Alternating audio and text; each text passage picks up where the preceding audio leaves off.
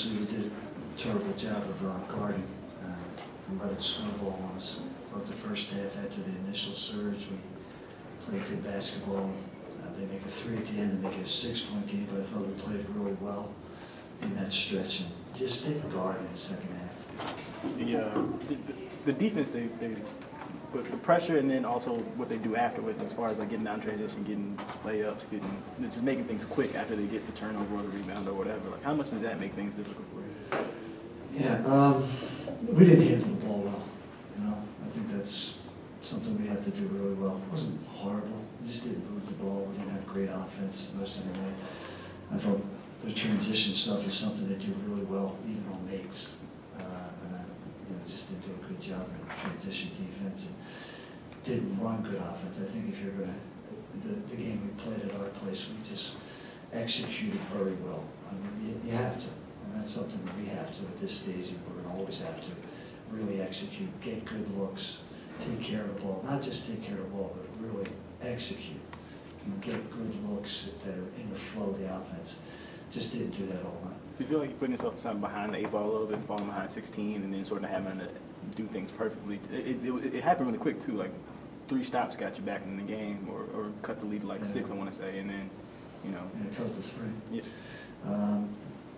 You just don't have a lot of margin for error with a team this talented offensively, and not where we're at.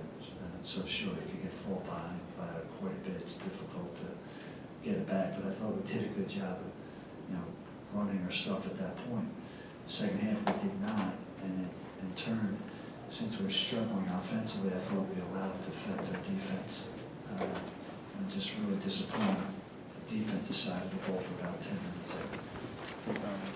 There was a stretch, I want to say, where Brown just was able to kind of 3 or 4 straight plays, sort of maestro. I think he had an assist, a step-in jumper, and how sort of. No, he's terrific at it, and it's something that when you play them,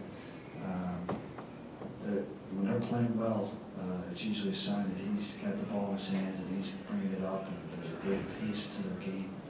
You try to stay out of those situations. And as I said, I think we did at our place by really taking the offense when we got it early in the possession, but if we didn't, we just made them guard us, and we did a good job of that. We did do a good job tonight, and it's Brown's going in transition, finding guys, and feeling very comfortable. The stretch where you go 8 minutes without a bucket, are those starting to concern you, sort of the droughts and sort of how to figure out how to get offense when you desperately need?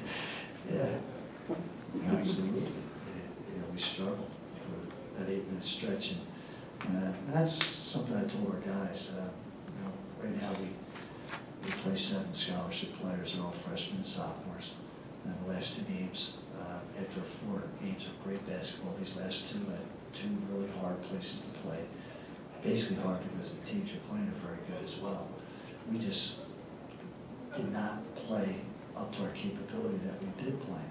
And I think the environment, as well as the team we're playing, had something to do with it. And I think that 8-minute stretch is somehow very good basketball teams figure out how to get a stop. One guy steps up. Somebody rotates the ball a little bit better, makes a real good key offensive execution. We just don't have that in us right now in our development. Ryan's like the most unusual suspect for a technical foul. Is that sort of like a tipping point or a boiling point for him? Yeah, obviously I think it's the first time since I've been at Boston College one of my players had gotten a technical foul. Just, to be honest, I thought he got hit and he was frustrated. And I don't excuse it, but I kind of understand it.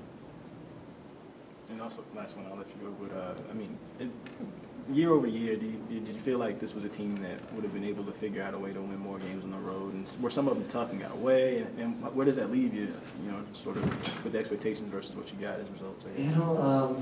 I think comparatively speaking, with teams in our league, I think we played pretty much the same on the home and the road. We won at Virginia Tech. We lost by 3, basically at the buzzer at Wake Forest. We lost by 3 at Florida State. And we're up 2.5 at Virginia. I think we're missing another one in there. The games obviously. Maryland, down to the last possession. So I thought we played really good basketball. And obviously we've lost 6 games with 5 or less in the league. And these these last two. You know, we're probably a little worn down at this point. And those two teams, we played very well at home, and they're both ready for us here, and they did a great job. Anyone else?